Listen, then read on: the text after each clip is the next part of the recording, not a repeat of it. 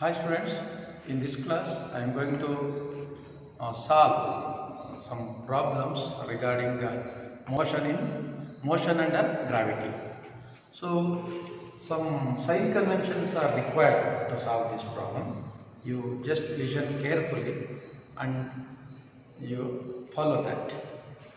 You see here one problem is that the height of a tower is 78.4 meter. How much time is required for a body to reach the ground when it is dropped from top of a tower? Acceleration due to gravity is given, that is equal to 9.8 meter per second square. It is comes under vertically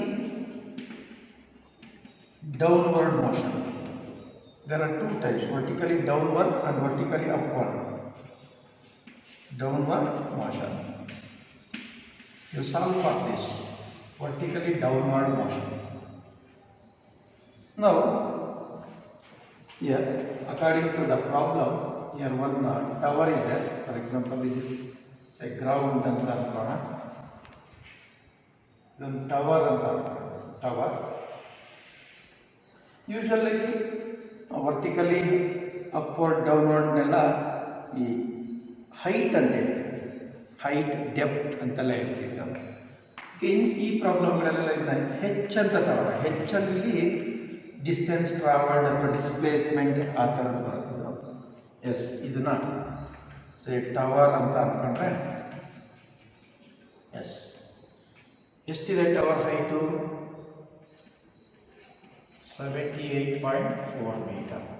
S ಇವಾಗ top of a tower ಇಂದ height of a tower 78 meter ಇಲ್ಲಿ from ground to top. Next ಇಲ್ಲಿ ನೋಡಿ, top of a tower ಇಂದ ಒಂದು ಬಾಡಿನ drop ಮಾಡ್ತಾ ಇದೆಯಾ. ಫಾರ್ ಎಕ್ಸಾಂಪಲ್ ಇದನ್ನ ಡ್ರಾಪ್ ಮಾಡ್ತಾ ಇದೆಯಾ. So you neglect the air resistance. ನಾನು ಆಲ್ರೆಡಿ ನಿಮ್ಗೆ ಹೇಳಿದ್ದೀನಿ, ಏರ್ ರೆಸಿಸ್ಟೆನ್ಸ್ ಇಲ್ಲಿ ತಗೋಬಾರ್ದು. ಆವಾಗ it comes under free fall ಅಂತ. ಹಾಗಾದ್ರೆ ಇದೊಂದು ಬಾಡಿ ಇದೊಂದು ಬಾಡಿ, ಈ ಬಾಡಿನ ಡ್ರಾಪ್ ಮಾಡ್ತಿದ್ಯಾ. ನಾವು ನೀನು ಎಕ್ಸ್ಟ್ರಾ ಏನು ಫೋರ್ಸ್ ಎಲ್ಲ ಅಪ್ಲೈ ಮಾಡ್ತೀರ, you are just dropping mat. ಇವಾಗ ಯೂಶ್ವಲ್ ಆಗಿ ಈ ಬಾಡಿ ಇದೆಯಲ್ಲ, ಇದು ಬಾಡಿ ಅಟ್ ರೆಸ್ಟ್. ನೀನು ಇಳ್ಕೊಂಡಿರ್ತೀಯಲ್ಲ, ರೆಸ್ಟಲ್ಲಿದೆ. ಏನೇನು ಅಬ್ಸರ್ವ್ ಮಾಡಬೇಕಿಲ್ಲ. ಹಾಗಾದರೆ what about initial velocity v0 is equal to 0. This is comes under vertically downward motion ಅಲ್ಲಿ ಬರ್ತಿರೋದು. ಹಾಗಾದ್ರೆ ಇವಾಗ ಬಾಡಿ ಸ್ಟಾರ್ಟ್ ಟು ಫಾಲ್ ಆಗಕ್ಕೆ ಶುರು ಆಗುತ್ತೆ. And the body hits the ground with A certain velocity, that is called final velocity. ಈಗ ಗ್ರೌಂಡ್ಗೆ hit ಮಾಡುತ್ತಲ್ಲ, ಬೀಳುತ್ತಲ್ಲ ತಂದು, ಆಗ ಇದಕ್ಕೆ ಸರ್ಟೈನ್ ಫೈನಲ್ ವೆಲಾಸಿಟಿ ಇದೆ. ಹಾಗಾದರೆ final velocity is not equal to 0. Remember, ಹಾಗಾದರೆ ವರ್ಟಿಕಲಿ ಡೌನ್ವರ್ಡ್ ಮೋಷನಲ್ಲಿ under free fall initial velocity is 0, final velocity is not equal to 0. Remember. ಇವಾಗ ಇಲ್ಲಿಂದ ಇಲ್ಲಿಗೆ ಬೀಳ್ತಲ್ಲ. ಮತ್ತೆ for both vertically downward and upward, acceleration is always acting downward, that is due to gravity. ಯಾವಾಗಲೂ acceleration ಇದೆಯಲ್ಲ, ಅದನ್ನು -g ಅಂತ ತಗೋಬೇಕು. g ವ್ಯಾಲ್ಯೂ ಗೊತ್ತಲ್ಲ, 9.8 metre per second square. Yes, ಇದು always, because this is acting downward. Acceleration is always acting downward. ಮತ್ತು ಈ body downward fall ಆಗ್ತಾ ಇದೆಯಲ್ಲ, ಈಗ ಇದನ್ನು ನಾವು ಯೂಶ್ವಲ್ ಆಗಿ ವೈ ಆಕ್ಸಿಸ್, ಇದು ಎಕ್ಸ್ ಆಕ್ಸಿಸ್ ಅಂತ ತಗೊಂಡ್ರೆ, ಈ ವೈ ಆಕ್ಸಿಸ್ನಲ್ಲಿ ಡೌನ್ವರ್ಡ್ ಅಂತ ಅಂದರೆ ನೆಗೆಟಿವ್ ವೈ ಆಕ್ಸಿಸ್ ಅಂತ ತಗೊಳ್ತೀವಿ. Negative Y axis downward fall from the point of projection, point of dropping ಇಂದ ಈ ಕೆಳಗಡೆ ಬಂದರೆ ನೋಡಿ. ಈಗ ಫಾರ್ ಎಕ್ಸಾಂಪಲ್ ಇದು x axis, this is y axis ಅಂತ. ಇವಾಗ ಈ ಬಾಡಿ ಬರ್ತಾ ಇದೆ ಅಂದರೆ ದಟ್ ಈಸ್ ಟೇಕನ್ ಆಸ್, ಇವಾಗ ಇದು ರೆಫರೆನ್ಸ್ ಪಾಯಿಂಟ್ ಆರಿಜಿನ್ ಅಂತ ಅಂದ್ಕೊಡ್ತೀವಿ. ಇದರಿಂದ ಡೌನ್ವರ್ಡ್ ಅಂದರೆ ನೆಗೆಟಿವ್ y ಆಕ್ಸಿಸ್ ಅಂತ. Negative y axis. ಯಾವಾಗ ನೆಗೆಟಿವ್ y ಆಕ್ಸಿಸ್ ತಗೋಬೇಕು? For vertically downward motion. Vertically ಡೌನ್ವರ್ಡ್ಗೆ ಇವೆಲ್ಲ ಸೈನ್ ಕನ್ವೆನ್ಷನ್ ಅಂತ ಹೇಳ್ತೀವಿ. ನಾವು ಯೂಶಲ್ ಆಗಿ ಡಿಸ್ಪ್ಲೇಸ್ಮೆಂಟ್ ಅಂತೀವಲ್ಲ, ಅದನ್ನ ಎಕ್ಸ್ ಅಂತ ತಗೊಳ್ತೀವಿ. X is equal to minus h. H ಅಂದರೆ height of the tower. The displacement of a body is nothing but, ಇಲ್ಲಿ ನೋಡಿ, ಟಾಪ್ ಆಫ್ ದಿ ಟವರ್ ಇಂದ ಗ್ರೌಂಡ್ಗೆ ಬಂದು ಬೀಳ್ತಂದ್ರೆ that is nothing but height of the tower. Displacement of a body is nothing but height of a tower. ಇಂಥ situation ನೋಡ್ಕೋಬೇಕು. ನಾನೀಗ ಈ ಪ್ರಾಬ್ಲಮ್ ಸಾಲ್ವ್ ಮಾಡ್ತಾ ಇದ್ದೀನಲ್ಲ, that is applicable for many problems. ಇದೇ ಥರದ ಬೇರೆ ಬೇರೆ ಪ್ರಾಬ್ಲಮ್ಸ್ ಇರುತ್ತೆ. Yes, but time is not negative, it is always positive. Remember, ಟೈಮ್ಗೆ ನೆಗೆಟಿವ್ ಟೈಮ್ ಅಂತ ಬರಲ್ಲ. ಅದು ಟೈಮ್ ನೆಗೆಟಿವ್ ಆಗಲ್ಲ, ಇದೆಲ್ಲ ನೆಗೆಟಿವ್ ಆಗೋದು. ಇಷ್ಟು ಕೇಸಸ್ನ ನೀವು ಫಸ್ಟ್ ನಾವು ಸಾಲ್ವ್ ಮಾಡ್ತೀವಿ. ಹಾಗಾದ್ರೆ ಇದು for vertically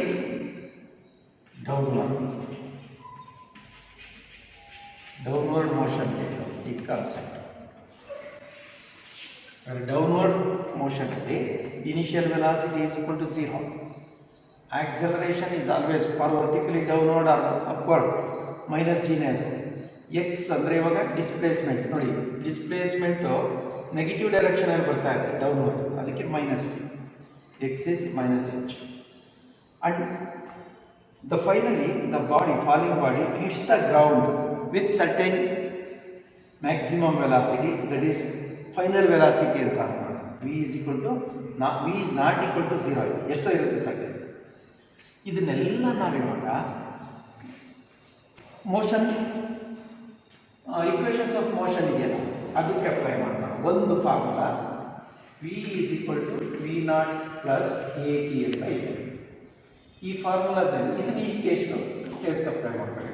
what about V naught? 0, A minus G T. therefore v is equal to 0 plus of minus g into t. v is equal to 0 ಬಿಡಿ, minus into plus minus G. ನೋಡಿ, equation ಇದನ್ನೇ equations of motion under gravity ಅಂತ solve ಮಾಡಿದ್ವಲ್ಲ, ಇದೊಂದು ಆಯಿತು, ಇದೊಂದು problem, ಇದೊಂದು equation ಆಯಿತು.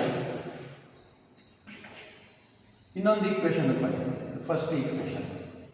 Second equation, so we know that x is equal to v naught t plus half a t square. Here x is how much? Falling downward, minus h is equal to v naught is how much? 0. Initial velocity 0 into time 0 plus half into a is minus g into t square. Minus h is equal to 0 minus into plus minus half into gt square. Therefore minus h is equal to 0 bidiyedu minus half gt square. Therefore h is equal to half gt square. ಈ formula ನೋಡಿ ಬದಲಾಗಿದೆ. ಇಲ್ಲಿ h may be x ಅಂತಾನು ತಗೋಬಹುದು, ಏನು ತೊಂದರೆ ಇಲ್ಲ. ಇಲ್ಲಿ ಹೈಟ್ ಅಂತ ಹೇಳೋಕ್ಕೆ ಎಕ್ಸ್ ಅಂತ ಹೇಳ್ತೀವಿ. ಇಟ್ ಮೇ ಬಿ ಎಕ್ಸ್ ಅಂತಲೂ ತಗೋಬೋದು, ವೈ ಅಂತ ತಗೊಳ್ತಾರೆ, ಯಾಕೆಂದರೆ ವೈ ಇಲ್ಲಿಗೆ ವೈ ನೊಟೇಷನ್ಸ್ ಏನಾದರೂ ಇರಲಿಲ್ಲ. ಇನ್ನೊಂದು ಫಾರ್ಮುಲಾ ಇದೆ, ಇದು ಮೋಷನ್ ಅಂಡರ್ ಗ್ರಾವಿಟಿಲಿ ಸೆಕೆಂಡ್ ಫಾರ್ಮುಲಾ. ಕಂಡೀಷನ್ ಏನು? The body is falling vertically downward ಬರ್ತಾ ಇದೆ ವರ್ಟಿಕಲಿ. ಅವಾಗ ಇನ್ನೊಂದು ಫಾರ್ಮುಲಾ ಇದೆ, third, v square is equal to v naught square plus 2ax.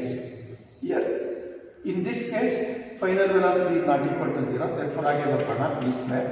v naught drop ಮಾಡಬೇಕಾದ್ರೆ initial velocity 0 plus 2 into a, it is always acting downward, minus g, and x is means displacement, it is downward displacement, minus h. So v square is equal to 0 ಬಿಡಿಯೋದು 0 plus minus into minus plus 2gh. V square is equal to 2gh. ಇದು third equation. ಇಷ್ಟು observe ಮಾಡಿ, ಇಷ್ಟು cases ಬರ್ತವೆ. ಈಗ ನಮ್ಮ ಪ್ರಾಬ್ಲಮಲ್ಲಿ given ಏನು ಅಂತ ಇನ್ನೊಂದ್ಸಲ ನೋಡ್ಕೊಂಡು ಬರೋಣ. Just concentrate on the problem. ನೋಡಿ, ಒಂದು ಪ್ರಾಬ್ಲಮ್ ಸಾಲ್ವ್ ಮಾಡೋಕ್ಕೆ ಇಷ್ಟು ಕೇಸಸ್ ಇದ್ದರೆ ಬೇರೆ ಬೇರೆ ಸಿಚುವೇಶನ್ಸ್ ಸಾಲ್ವ್ ಮಾಡ್ಕೊತೀನಿ. ನಾನು ನಿಮಗೆಲ್ಲ ಹಿಂಟ್ಸು ಕೊಟ್ಟಿದ್ದೀನಿ.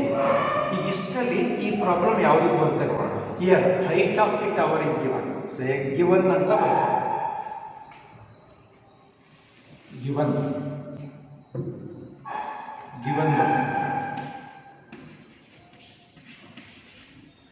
Height of the tower h ಅಂತಾನೆ ಅನ್ಕೊಳ್ಳುತ್ತೆ. ಎಕ್ಸ್ ಅಂತಲೂ ತಗೋಬಹುದು. 78.4 metre. Yes. How much time is required ಅಂದರೆ ಟಿ ಫೈಂಡ್ ಔಟ್ ಮಾಡಬೇಕು. For a body to reach the ground when it is dropped from top of a tower. Top of a ಟವರಿಂದ drop ಮಾಡಿದಾಗೆ time ಎಷ್ಟು ಅಂತ ಕಂಡುಹಿಡ್ಕೋಬೇಕು. Time is question mark. G ಕೊಟ್ಟಿದ್ದಾರೆ. G is equal to 9.8 metre per second square. Time we have to find out.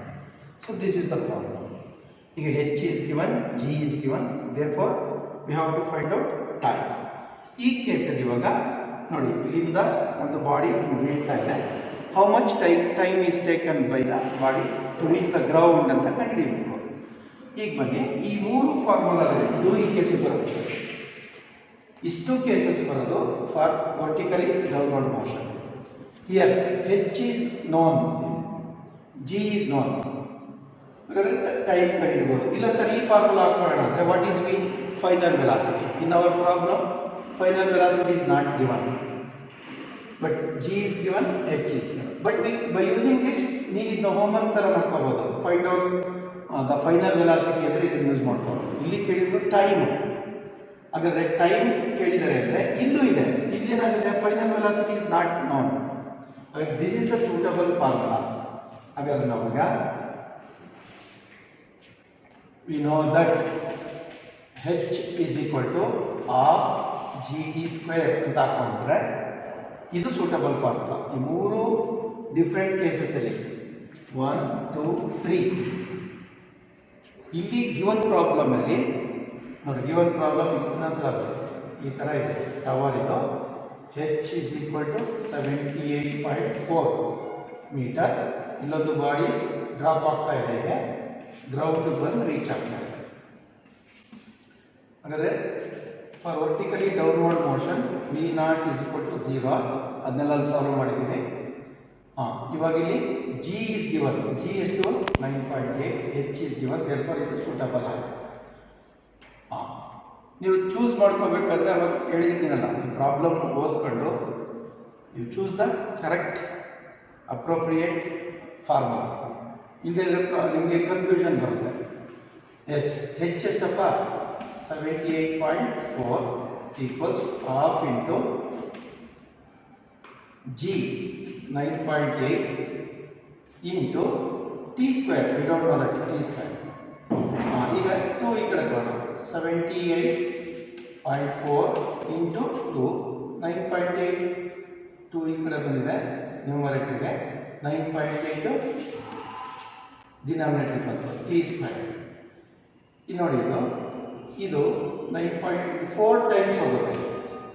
ನಿಮ್ಗೆ ಈಸಿಯಾಗಿ ಇದನ್ನೆಲ್ಲ ಸೀಟ್ನಲ್ಲೂ ಬಂದಿದೆ ಈ ಪ್ರಾಬ್ಲಮ್ಸ್ಗಳು. 78.4 ಡಿವೈಡೆಡ್ ಬೈ 9.8 ಅಂದರೆ 4 ಟೈಮ್ಸ್ ಹೋಗುತ್ತೆ. 4 ಇಂಟು 8 ಟೈಮ್ಸ್. 8 ಟೈಮ್ಸ್. ಇವಾಗ 8 into 2 16 is there. T square or t square is equal to 16. Taking square root on both sides, root of t square is equal to root of 16. Therefore t is equal to 4. Time second at 4 seconds. 4 seconds ತಗೊಳುತ್ತೆ. Simple. ಇದೇ ಪ್ರಾಬ್ಲಮಲ್ಲಿ final velocity find out ಮಾಡಬೇಕು. Final velocity find out ಮಾಡೋಕ್ಕೆ ನೋಡಿ, v square is equal to 2gh. g is 9.8, h is 78.4. Multiply ಮಾಡಿ calculators ಮಾಡಿ ಬೇಕಾದ್ರೆ ಮತ್ತು root ತಗೊಳ್ಳಿ. Then you can get final velocity. ಬರೀ ಪ್ರಾಬ್ಲಮ್ಸ್ನು ಇದು it comes under vertically downward motion.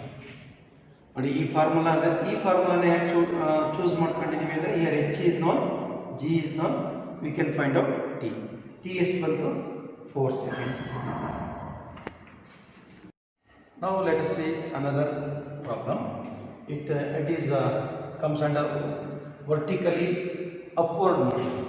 You see, a body is projected vertically upward from the ground with a velocity of 29.4 meter per second. Find the maximum height reached by a body. Given is acceleration due to gravity g is equal to 9.8 meter per second square. You see, one body is there, it is projected means it is thrown. Projected means it is thrown vertically upward like that. For example, suppose like this. Here one body is there, it is thrown like this. So here it comes under also motion in under gravity, but it is not vertically downward, it is vertically upward. Suppose ಇದನ್ನ ground ಅಂತ ಅಂತಂದ್ರೆ ಇಲ್ಲೊಂದು body ಇದೆ, throw ಮಾಡ್ತೀವಿ like ಹೀಗಿದೆ, throw ಮಾಡ್ತೀವಿ. ಹಿಂಗೆ throw ಮಾಡ್ತೀವಿ ಅಂತ ಬಾಡಿ ಥ್ರೋ ಮಾಡ್ತಾರೆ, ಹಿಂಗೆ ಹೋಗ್ತಾರೆ, ಎಲ್ಲಿಗೆ ಬಂತು. ರಿಮೆಂಬರ್, ಇದನ್ನು ಥ್ರೋ ಮಾಡಬೇಕು ಅಂದರೆ we have to give initial velocity. Therefore initial velocity is not equal to 0. ನೋಡಿ, ಇದು comes under vertically upward motion. Downward ಮೋಷನ್ಗೆ ಆಪೋಸಿಟ್ ಇದು. ಡೌನ್ವರ್ಡ್ ಮೋಷನಲ್ಲಿ ಇನಿಷಿಯಲ್ ವೆಲಾಸಿಟಿ 0. ಹಿಯರ್ ಅಪ್ವರ್ಡ್ ಮೋಷನಲ್ಲಿ ಇನಿಷಿಯಲ್ ವೆಲಾಸಿಟಿ ಇಸ್ ನಾಟ್ 0. ಹಿಂಗೆ ಹೋಗ್ತಾ ಇದೆ, but body will be pulled by earth. ಅವಾಗ initial velocity goes and decreases somewhere at a particular point. ಇಲ್ಲೆಲ್ಲ ಒಂದು ಕಡೆ ಫೈನಲ್ ವೆಲಾಸಿಟಿ ಏನಾಗುತ್ತೆ, 0 ಆಗುತ್ತೆ. then the body is at rest. ಈ ಬಾಡಿ ಮತ್ತೆ ಫಾಲ್ ಆಗೋಕ್ಕೆ ಶುರು ಆಗುತ್ತೆ, ಈ ಥರ ಬರ್ತೀನಿ. ಅದನ್ನು ಬೇಡ ಇದೆ, ಇಷ್ಟು ನೋಡ್ಬೇಕು. ಅಗರ್ ವರ್ಟಿಕಲಿ ಅಪ್ವರ್ಡ್ ನಲ್ಲಿ ಕಂಡೀಷನ್ನು initial velocity is not equal to 0, but final velocity 0 ಆಗುತ್ತೆ. ಡೌನ್ವರ್ಡಲ್ಲಿ initial velocity 0, final velocity is not 0. ನೀವು ಆ ಪ್ರಾಬ್ಲಮ್ ಸಾಲ್ವ್ ಮಾಡಿದ್ರೆ ಗೊತ್ತಾಗುತ್ತೆ. ಎಸ್, ಇವಾಗ ಇದು ರೀಚ್ ಆಯ್ತಲ್ಲ, ಇದನ್ನ ಹೆಚ್ ಅಂತ ಹೈಟ್ ಇದೆ, ಮ್ಯಾಕ್ಸಿಮಮ್ ಹೈಟ್. ಇವಾಗ ಇದು ಅಪ್ವರ್ಡ್ ಹೋಗೋದ್ರಿಂದ, ಫಾರ್ ಎಕ್ಸಾಂಪಲ್ ಇದು ವೈ ಆಕ್ಸಿಸ್ ಪಾಸಿಟಿವ್ ಆಗ್ತಾ ಇದೆ, ಪಾಸಿಟಿವ್ ವೈ ಆಕ್ಸಿಸ್.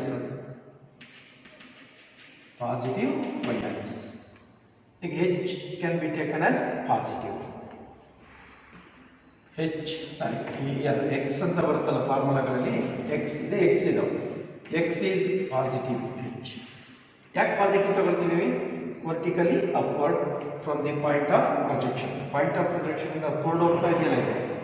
ಅದೇ ಪಾಯಿಂಟ್ ಆಫ್ ಪ್ರೊಜೆಕ್ಷನ್ ಇಂದ ಡೌನ್ವರ್ಡ್ ಹೋದರೆ ಮೈನಸ್ ತಗೋಬೇಕು. ಅದು ಪ್ರೀವಿಯಸ್ ಪ್ರಾಬ್ಲಮಲ್ಲಿ ಸಾಲ್ವ್ ಮಾಡೋದು. ಎಸ್, ಬಟ್ ಆಕ್ಸಲರೇಷನ್ ಇದೆಯಲ್ಲ, ಇನ್ನೂ ಮೈನಸ್ ಜಿನೇ ತಗೋಬೇಕು. ಯಾಕೆಂದರೆ acceleration is always acting downward, that is due to gravity. Remember, ಎರಡೂ ಕೇಸಲ್ಲೂ ಆಕ್ಸಲರೇಷನ್ ಮೈನಸ್ ಜಿನೇ ತಗೋಬೇಕು. ಇದೆಲ್ಲ ಸೈನ್ ಕನ್ವೆನ್ಷನ್ ಅಂತ ಹೇಳ್ತೀವಿ ಇದನ್ನ. ಹಾಗಾದರೆ ಇಲ್ಲಿ ಡಿಸ್ಪ್ಲೇಸ್ಮೆಂಟು ಪಾಸಿಟಿವ್. ಡಿಸ್ಪ್ಲೇಸ್ಮೆಂಟ್ ಯಾಕೆ ಪಾಸಿಟಿವ್? ಅಪ್ವರ್ಡ್ ಮೋಷನ್ ತಗೊಬಂದಿಲ್ಲ, ಅಪ್ವರ್ಡ್ ಪಾಸಿಟಿವ್, ಡೌನ್ವರ್ಡ್ ನೆಗೆಟಿವ್. ಇಷ್ಟನ್ನು ಸಾಲ್ವ್ ಮಾಡಬೇಕಾಗ ಇದನ್ನು ಯೂಸ್ ಮಾಡಿಕೊಂಡು ಫಾರ್ಮುಲಾಗಳೇನಾಗುತ್ತೆ ನೋಡಿ. ಫಸ್ಟ್ ಒನ್ ನೋಡಿ, here this is final velocity. Final velocity is 0 is equal to V naught. Certain velocity ಇರಬೇಕು ಅಪ್ವರ್ಡ್ ವರ್ಟಿಕಲಿ ಅಪ್ವರ್ಡ್ಗೆ. Initial velocity should be not equal to 0. Remember, ಹಾಗಾಗಿ ವಿ ನಾಟ್ ಇದೆ, ಎ ಮೈನಸ್ ಜಿ. ದೇರ್ಫೋರ್ ಇದನ್ನ ಈ ಕಡೆ ತಗೊಂಡ್ರೆ final ಆಗಿ V naught is equal to G. ಇದು ವರ್ಟಿಕಲಿ ಅಪ್ವರ್ಡ್ಗೆ ಡೈರೆಕ್ಷನ್, ವರ್ಟಿಕಲಿ ಅಪ್ವರ್ಡ್. ಇಲ್ಲಿ ಬನ್ನಿ, ಎಕ್ಸ್ ಪ್ಲಸ್ ಎಚ್ ಅಂತ ಬರ್ತದೆ. ವಿ ನಾಟ್ ಟಿ ಮೈನಸ್ ಇದು G minus half G T square. ನೀವು ಕ್ವಾಡ್ರಾಟಿಕ್ ಈಕ್ವೇಷನ್ಸ್ ಯೂಸ್ ಮಾಡ್ಕೊಂಡ್ಬೇಕಾದ್ರೆ ಸಾಲ್ವ್ ಮಾಡ್ಬೋದು ಇನ್ನು. ನೆಕ್ಸ್ಟ್ ಇಲ್ಲಿಗೆ ಬನ್ನಿ. ವಿ ಸ್ಕ್ವೇರ್ ಎಷ್ಟು? Final velocity 0. ವಿ ಸ್ಕ್ವೇರ್ 0 ಆಯಿತು. V naught square plus 2 into minus G into plus H plus into minus minus minus into plus minus ಅಲ್ಲಿಗೆ final ಆಗಿ 0 is equal to V naught square minus 2 GH. ಇದನ್ನು solve ಮಾಡಿಕೊಂಡ್ರೆ V naught square is equal to 2GH. ಇದು ಇನ್ನು equation number 1, 2, 3 ನೋಡಿ. ಈ ಥರ situations ನೋಡ್ಕೊಂಡು ಸಾಲ್ವ್ ಮಾಡ್ಕೋಬೇಕು. ಈಗ ನಮ್ಮ ಸಿಚುಯೇಷನ್ ಏನು? ಒಂದು ಬಾಡಿನ ವರ್ಟಿಕಲಿ ಅಪ್ವರ್ಡ್ ಥ್ರೋ ಮಾಡ್ತಾ ಇದ್ದೀವಿ. ಅಂದರೆ ಗಿವನ್ ಏನಿದೆ? V naught is how much? ಇಲ್ಲಿ ನೋಡಿ ಪ್ರಾಬ್ಲಮ್ ಇದೆ. Okay, here a body is projected vertically upward from the ground with a velocity. ಎಷ್ಟು ವೆಲಾಸಿಟಿ ಪ್ರೊಜೆಕ್ಟ್ ಮಾಡ್ತಾ ಇದೆಯಾ? 29.4. ಹಾಗಾದರೆ given v naught initial velocity 29.4 metre per second. G is given 9.8 metre per second square. Find out maximum height reached by h ಅಂತ. ಇಲ್ಲಿ ಎಷ್ಟು velocity ಇದೆ? V naught is equal to 29.4 metre per second. H ಕಂಡುಹಿಡಿಬೇಕು. V naught final velocity 0. G is given ಎಷ್ಟು? 9.8 metre per. ಯಾವ್ದು suitable ಆಗುತ್ತೆ ಇವಾಗ? Here initial velocity is given, G is given. Find out X ಅಥವಾ ಹೆಚ್ ಅಂತಲೇ ಹೇಳ್ಬೋದು. X ಅಥವಾ ಹೆಚ್ displacement. ಇಲ್ಲಿ ವರ್ಟಿಕಲಿ ಅಪ್ವರ್ಡ್ ಅಥವಾ ಡೌನ್ವರ್ಡ್ಗೆ ಹೆಚ್ ಅಂತ ಬರ್ತೀವಿ ಅಷ್ಟೇ. ಈಗ ಈ ಪ್ರಾಬ್ಲಮಲ್ಲಿ ಹೆಚ್ ಇಲ್ಲ, ಇದು ಬಿಡಿ. ಈ ಪ್ರಾಬ್ಲಮಲ್ಲೂ ಹೆಚ್ ಇದೆ, ಬಟ್ ಇದು ವಿ ನಾಟ್ ಎಲ್ಲ ಸಾಲ್ವ್ ಮಾಡ್ಕೊಂಡು ಟೈಮ್ ಕೊಟ್ಟಿಲ್ಲ. We don't know the time ಎಷ್ಟು ರೀಚ್ ಆಯಿತು ಅಂತ. ಈ ಫಾರ್ಮುಲಾ ಸೂಟಬಲ್ ನೋಡಿ. V naught square is equal to 2GH. ಅಂದರೆ ವಿ ನೋ ವಿ ನಾಟ್ ಎಷ್ಟು? 29.4 whole square is equal to 2 into G ಎಷ್ಟು? 9.8 into we don't know H. ಅದು H solve ಮಾಡಿಕೊಂಡ್ರೆ ಹೆಚ್ ಇಸ್ ಈಕ್ವಲ್ ಟು ಇವೆರಡು denominator ಬರ್ತವೆ. 29.4 whole square divided by 2 into 9 19.6. 29.4 ನೀವು ಕ್ಯಾಲ್ಕುಲೇಟರ್ಲಿ square ಮಾಡಿಕೊಂಡ್ರೆ ಅದು 864.36 ಅಂತ ಬರುತ್ತೆ. ಕ್ಯಾಲ್ಕುಲೇಟರ್ ತಗೊಂಡು 29.4 ಇಂಟು 29.4 ಮಾಡ್ಕೊಂಡು ಡಿವೈಡೆಡ್ ಬೈ 19.6 ಅಂತ ಬರುತ್ತೆ. ಇದು ನಿಮಗೆ ಕ್ಯಾಲ್ಕುಲೇಟರಲ್ಲಿ 864.36 ಡಿವೈಡೆಡ್ ಬೈ 19.6 ಮಾಡಿದ್ರೆ 41.1 ಏನೋ ಬರುತ್ತೆ. ಚೆಕ್ ಮಾಡಿ. Answer 44.1 metre. ಹೆಚ್ ಅಂದರೆ height, metre. This is the example. This is the answer for the given problem. ನೋಡಿ, ನಿಮ್ಗೆ ಇದೇನಾದರೂ ಸ್ವಲ್ಪ ಡೌಟ್ ಅಂತಂದರೆ ಇದನ್ನು ಮತ್ತೆ ಇನ್ನೊಂದ್ಸಲ ನೀವು ವಾಚ್ ಮಾಡಿ. ಸೈನ್ ಕನ್ವೆನ್ಷನ್ ನೋಡ್ಕೊಳ್ಳಿ. ನಾನೊಂದು ಡೌನ್ವರ್ಡ್ ಬಂದಾಗ ಅಪ್ವರ್ಡ್ ಎರಡೂ ಕೇಸಲ್ಲೂ acceleration is negative, no problem. Next ಹೆಚ್ಚು ಬರುತ್ತಲ್ಲ, ಡೌನ್ವರ್ಡ್ಗೆ ನೆಗೆಟಿವ್, ಅಪ್ವರ್ಡ್ಗೆ ಪಾಸಿಟಿವ್. ಇಷ್ಟನ್ನು ತಗೊಂಡ್ರೆ ನಿಮ್ಗೆ ಈ ಥರ ಫಾರ್ಮುಲಾಗಳು ಬರ್ತವೆ. ಯಾವುದು ಸೂಟಬಲ್ ನೋಡ್ಕೊಂಡು ಸಾಲ್ವ್ ಮಾಡ್ತಾರೆ.